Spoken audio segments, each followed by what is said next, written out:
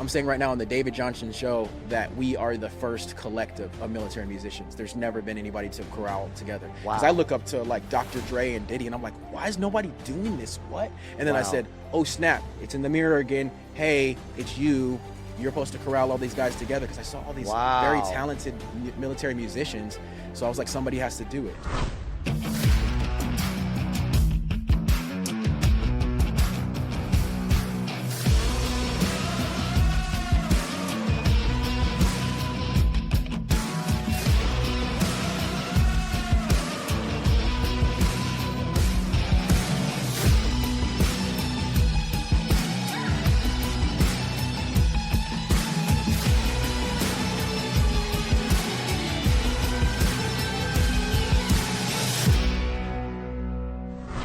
This is a story about people, but more importantly, this is a story about a Marine Corps veteran who has spent years mastering his craft.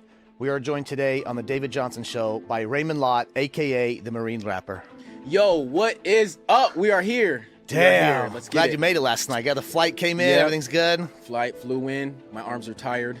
Your arms are tired. But we made it. Good. Well, so honored you're here, and your story's been told 100 million times, but honored I get a chance to help do that. Well, briefly, let's just start at the beginning, man, and just your time in the Marine Corps. How did that shape you? What made you join? That kind of stuff. I wanted to join the Marine Corps because I wanted to be a man. Like literally, that was, I didn't understand like what was going on. I was raised by a single mom and stuff like that, so I didn't understand what was going on with as far as like masculinity and being a man and like how to be hardcore and stuff like that. So I had the nurturing side, and my mom was always calling me a king and all that stuff, but I still felt like there was like a void missing. Like I needed to just go on my own and be a man. Like that's why I joined. But that was the main reason I joined, but because I wanted to like be able to support myself, but also because I was at a dead end working at Taco Bell as a rapper. Like wrapping up tacos though. So I was going to ask these questions later in life. So but let's get into it because you said it. So you were rapping before the Marine Corps. Yeah. Were you good? Tacos. Were you good? You were. See how ignorant I am? No, I thought you were rapping. You were rapping tacos. I was rapping as well. The joke was on me on that one. I was rapping as well, but I wasn't good. Did you have aspirations to be good? Or was it just a hobby, a fun?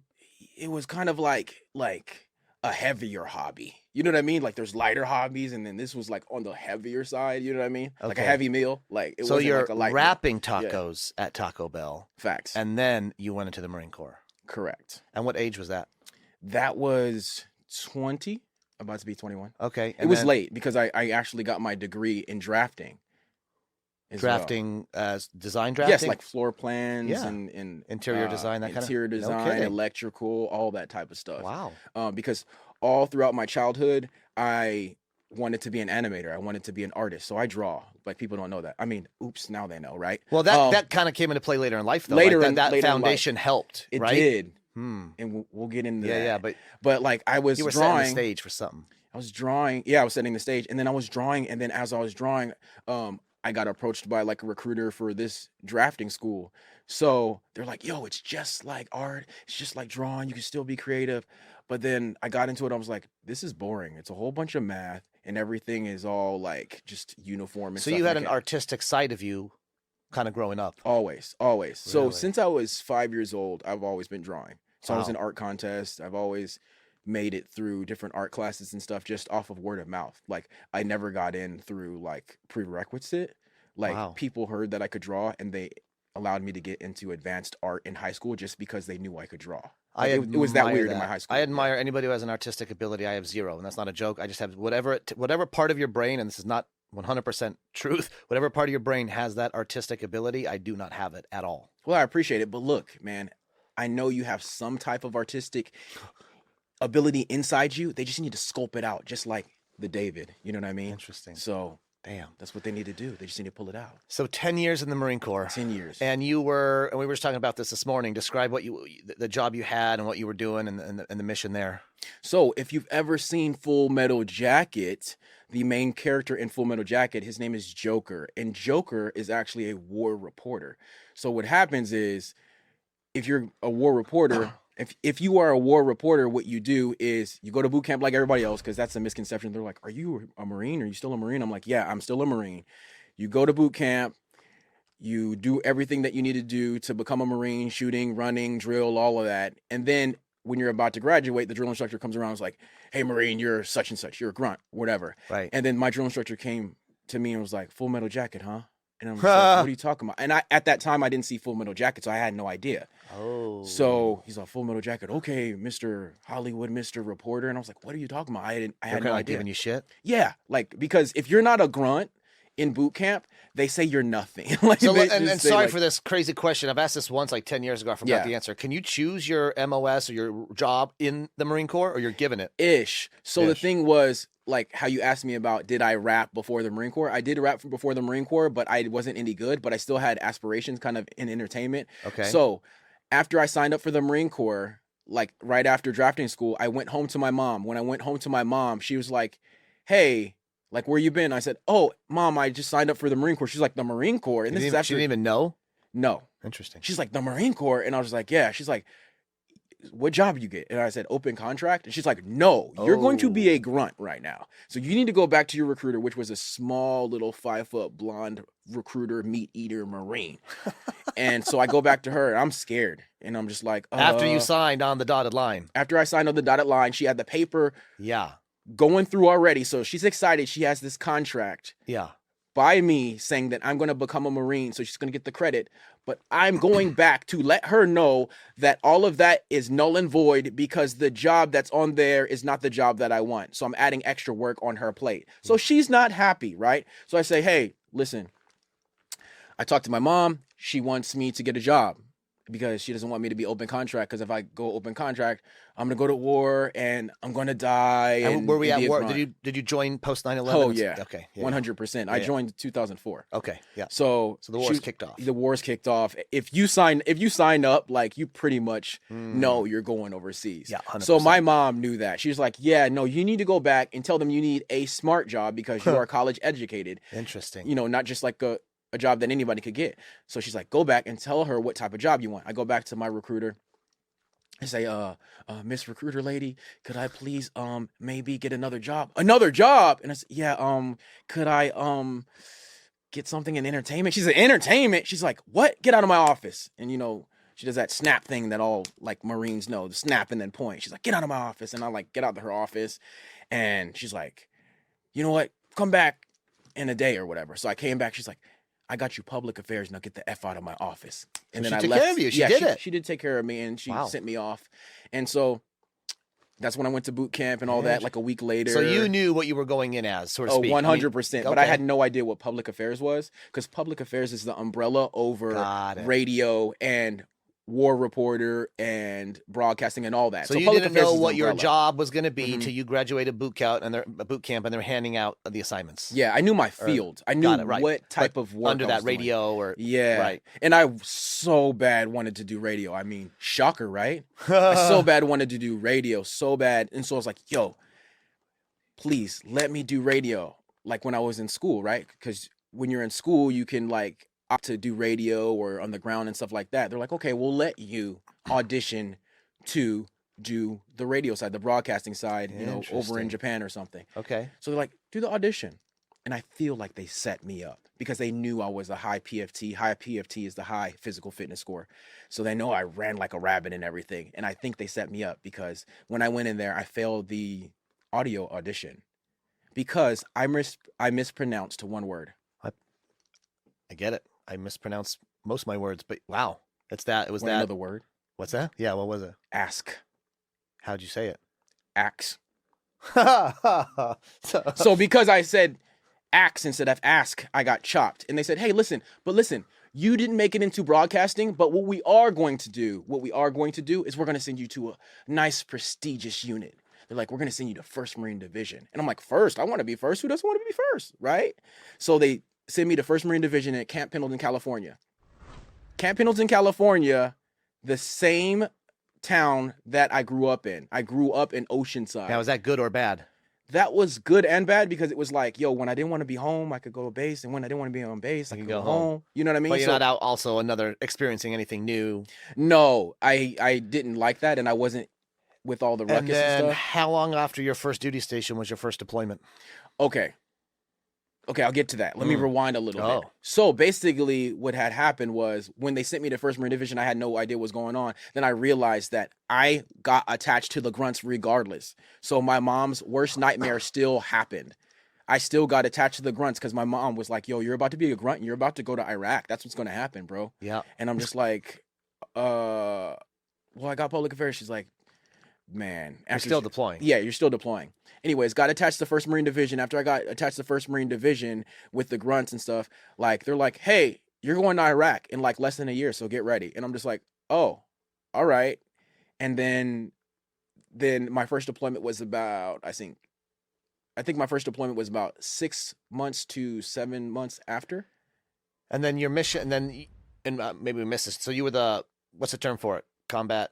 The term for my job was combat correspondent. Correspondent. You know, combat correspondent. So basically what that means is I am the person responsible for telling the story of the military personnel that I'm attached to.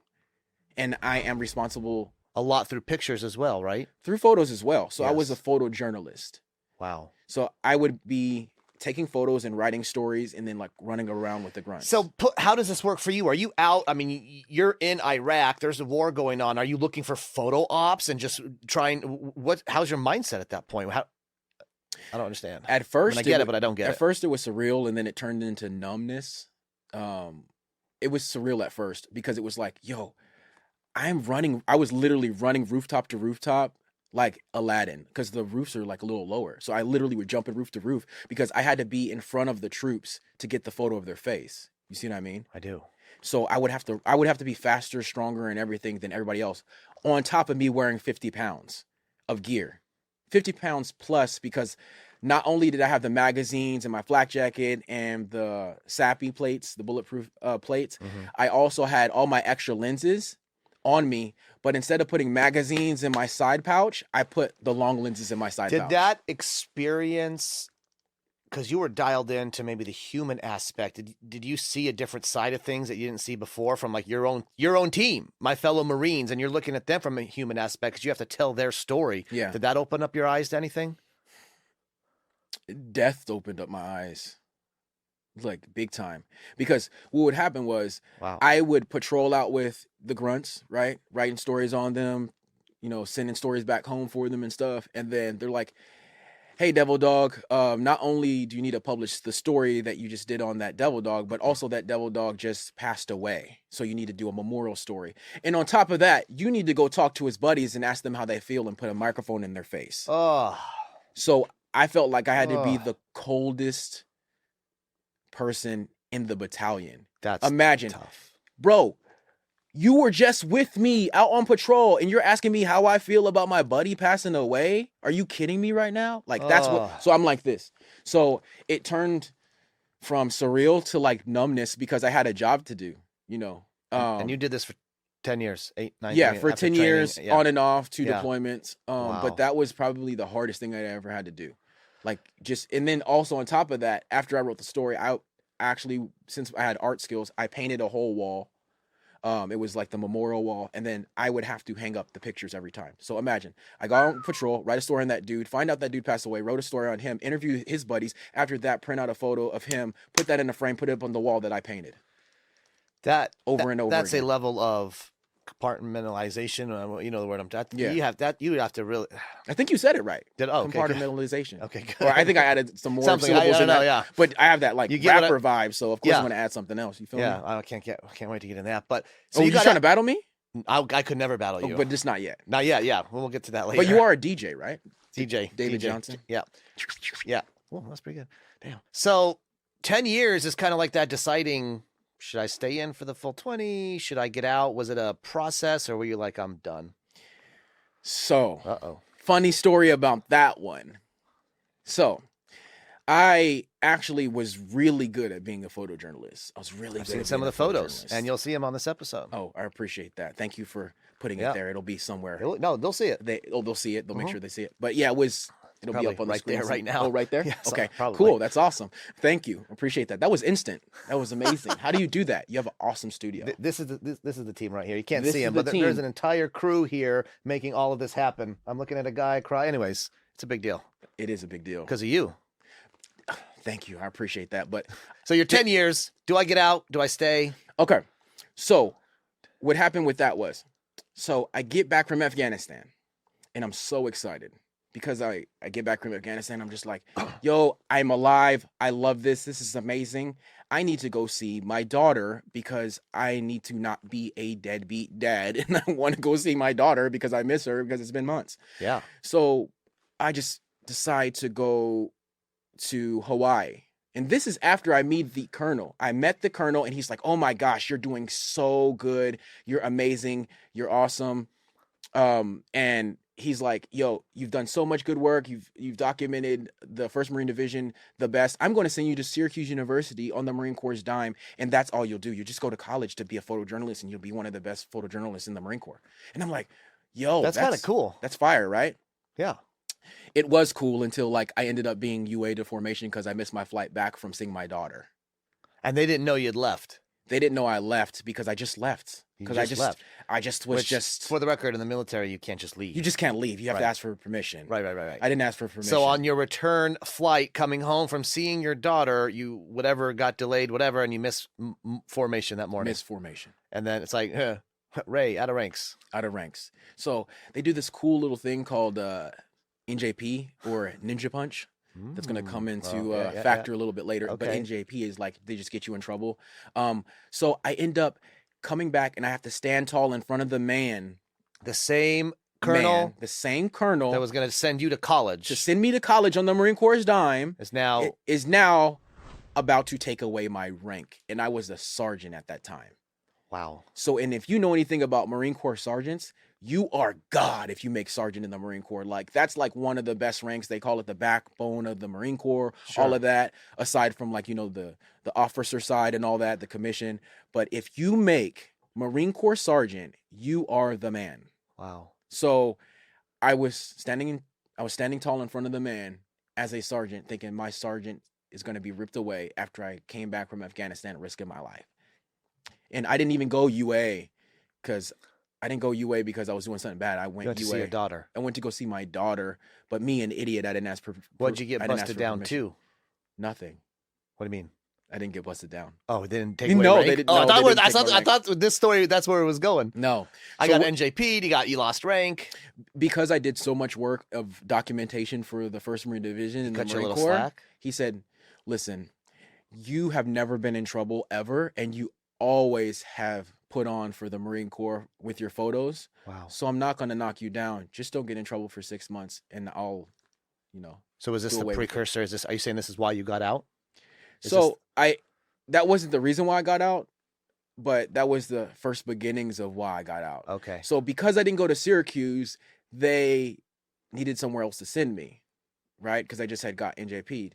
So they thought, hey, we need to send him somewhere, but we can't send him to too many different things because 1, he's a sergeant, and 2, he needs a higher billet. We need to figure out something.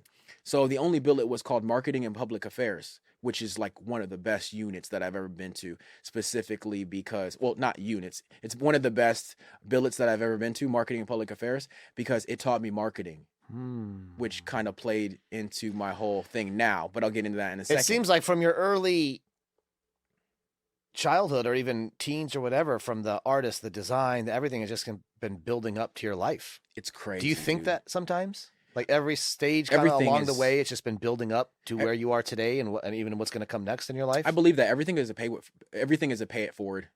Yeah. It is. Like, if you pay attention, like, don't ever think that you wasted time and things like that. So like, even my Lessons drafting learned. side, I don't feel like I wasted time specifically because it taught me like attention to detail and like lines and like math and like structure and things like that. And my instructor at the time, he just happened to be a retired Marine. Wow. And then me and that retired Marine were watching the Twin Towers get crushed on TV while we were drafting. Wow. Wow. Wow. It's like a crazy. I've said it before, and I've put this in writing. Knowledge is cumulative. Yeah. So what you learned at 18, there are lessons you learned at 18 that still apply today. Yeah. And you just keep building that knowledge. It's cumulative. Yeah. And then you're going to wake up one day and be 50 and the smartest guy around. Hey, listen, I don't think that I'm this. Somebody's phone is beeping. Not mine. Yeah, that was mine. Is it yours? Yeah. All right. Don't worry. I thought I was just like, we'll cut this It out, or maybe we won't. We'll say, Or, yeah. the Marines rapper's phone was beeping during the interview. Let me just cut this sucker off. We might cut this 30 seconds out or leave it in I the mean, clip. high demand or something. I don't know what the heck is going on, man. Golly. Everybody's trying to wish me happy birthday today. That's what's going on. That is the problem. Birthday. Thank you. I really appreciate that. I'm 245, by the way. Oh, you look so good. I really You don't look a appreciate day that. over I 190. appreciate that. Thank Yeah. you. So, where were we? well, we got to get cumulative. Well, knowledge is cumulative, yeah. So, but all right. So your transition. We gotta let's take this story to the next chapter now. Yes. So you're transitioning out of the Marine Corps. Correct. Were you still in Oceanside? Oh, you wanted to? Okay, we skipped a couple steps. Uh-oh. So I gotta Key steps. rewind the tape a little bit. We gotta bring it back a little bit. So what happened was I got a billet with marketing and public affairs. That's why I learned a Right. whole bunch of marketing and a whole Right. bunch of colors and a whole bunch of branding. And I was like, what's this colors and branding and all this? And like, why is people doing the same thing? And why are they being consistent? And why are they wearing the same thing? Why are they having the same colors? What's going on?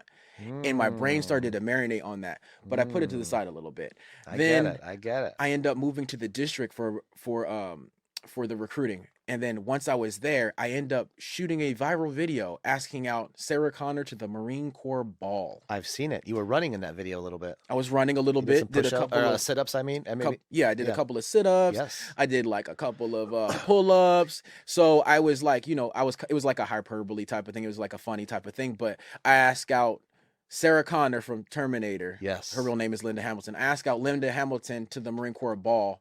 And actually, no, that's not how it happened. So we need to rewind the tape. So how it happened was I made a viral video asking out Betty White to the Marine Corps ball. And she said, No. so I read. After a week. So she said no after a week.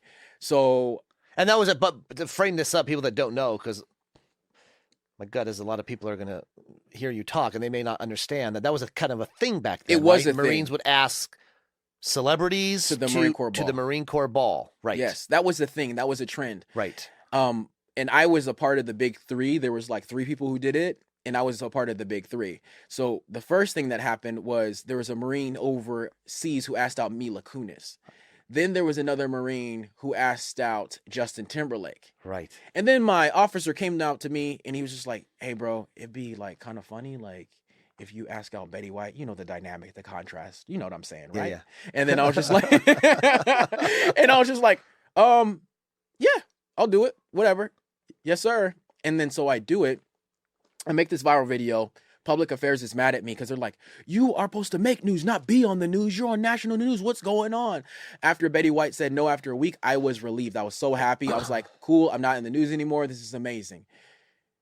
Until Linda Hamilton, who played Sarah Connor in Terminator, asked me out. She asked me out on YouTube. So she's like begging me. It's still up there. She's like, please, Ray, please take me to the Marine Corps ball. Damn. So how could you say no to that? You can't. You can't say no to So what I did was I picked her up from the airport I and read we went to the ball. That's And cool. we had a good time. It's a good you know what I photo. mean? Might be floating around here too somewhere. Yeah, somewhere Yep. here. Yeah, no, she asked me out to the Marine Corps ball, and because she did, I was just like,